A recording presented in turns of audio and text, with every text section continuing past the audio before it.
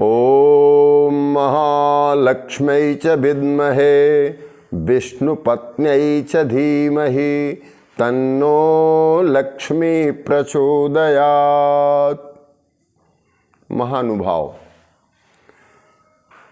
धनत्रयोदशी तिथि बड़ा ही महत्वपूर्ण तिथि है। धन की दृष्टिकोण से भी, स्वास्थ्य के दृष्टिकोण से भी।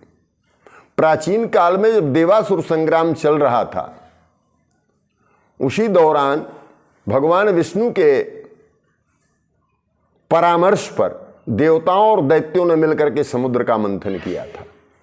उस समुद्र मंथन के परिणाम स्वरूप उनके आपसी सौहार्द से और दोनों पक्षों ने मिलकर के जिस बल का प्रयोग किया, उस बल के परिणाम स्वरूप और भगवान विष्णु श्रीहरि की कृपा से समुद्र से 14 रत्न प्राप्त हुए।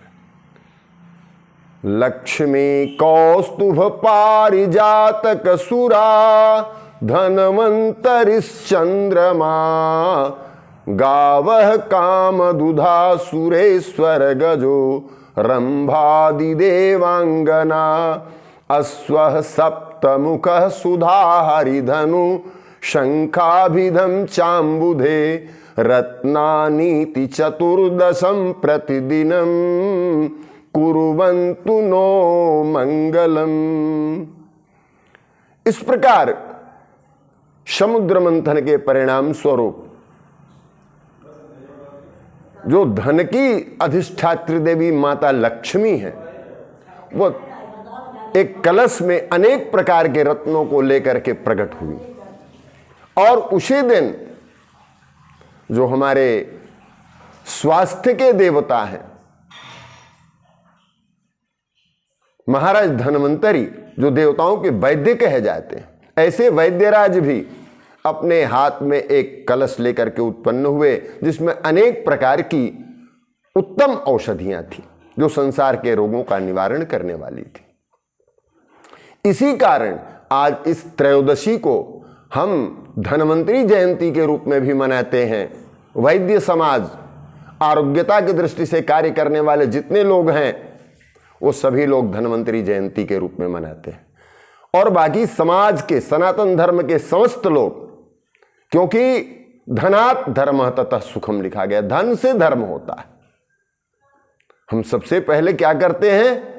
धन चाहते हैं घर में, हमारे घर में धन हो, तो धन होगा तो हम अपना भी काम चलाएंगे और अतिथियों का सम्मान भी कर सकते हैं।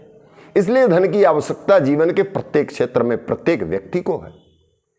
तो इसलिए हम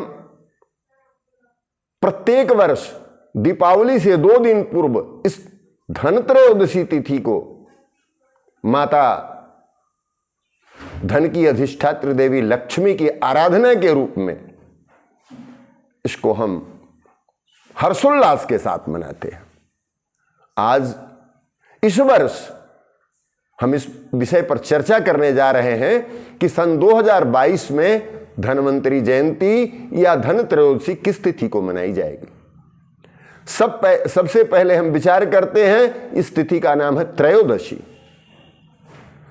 और प्रदोष व्यापिनी होनी चाहिए, क्योंकि सायंकाल प्रदोष काल में ही माता का प्राकट्य हुआ था।